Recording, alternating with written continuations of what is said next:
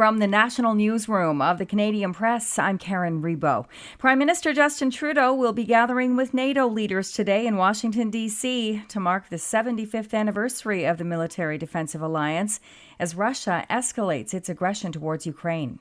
The ongoing battle in Ukraine will top the agenda of the three-day NATO summit following Russian missile attacks, which left death and destruction, including at a large children's hospital on Monday. Prime Minister Justin Trudeau will be making forceful comments about the need to stay resolute, but Canadian officials will also be facing questions on the country's record on defense spending. Members of the alliance agreed to spend the equivalent of 2% of their national GDP on defense, but Canada has long fallen short of the target. Defense Minister Bill Blair said yesterday that Canada has come to the NATO summit with the kind of detailed plan that allies have been asking for. Kelly Malone, the Canadian Press, Washington. Soon after arriving in Washington yesterday, Trudeau's office released a statement saying he'd spoken with Ukraine's president and offered Canada's condolences in a deadly Russian missile assault hours earlier. Trudeau called the attack on the major children's hospital in Kyiv abhorrent. A nationwide recall has been announced for numerous vegan milk products in Canada. The Canadian Food Inspection Agency says Danone Canada is recalling some Silk and Great Value brand plant-based refrigerated beverages due to possible listeria contamination. The recall applies to various Silk brand cartons of almond milk, coconut milk, almond and coconut milk, almond and cashew milk, and oat milk, as well as Great Value brand almond milk. Most of the recalled products have best before dates of October 4th. More than 24 historic heat records were busted or tied for July 8th in British Columbia yesterday. Cache Creek was one of yesterday's hot spots, setting a new preliminary record of 40.5 degrees Celsius. The hot weather extends into Alberta and Saskatchewan too, where temps could reach 35 by tomorrow. Federal officials will reveal today how much more likely that eastern Canada's heat wave last month was because of human-caused climate change.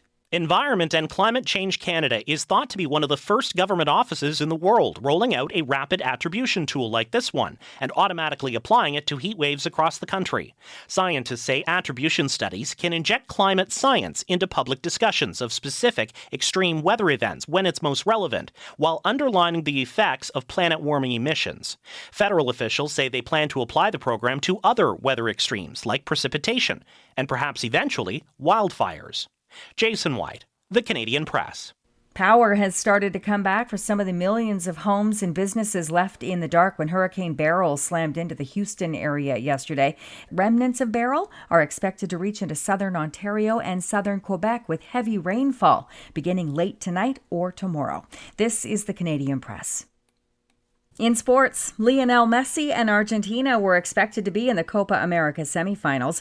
Alphonso Davies and Canada, not so much. But here we are. It's game day between the top two Group A sides, who each advanced to the Final Four with quarterfinal wins via penalties. After beating Venezuela on the weekend, Canada is aiming to pull off another massive upset tonight in East Rutherford, New Jersey, against Argentina. Uruguay and Colombia will play tomorrow in the other semifinal. Spain and France will meet today in a Euro 2024 semifinal match in Munich, Germany. The Blue Jays open a 3-game series in San Francisco tonight with left-hander Yusei Kikuchi on the mound for Toronto, and they call him the Joker. But tennis star Novak Djokovic showed his serious side after beating 15th seed Holger Rune yesterday to reach the Wimbledon men's singles quarterfinals. Taylor Fritz of California rallied to beat two-time Grand Slam finalist Alexander Zverev to move on.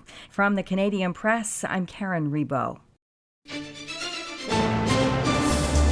Thanks for listening. Don't forget to follow and subscribe.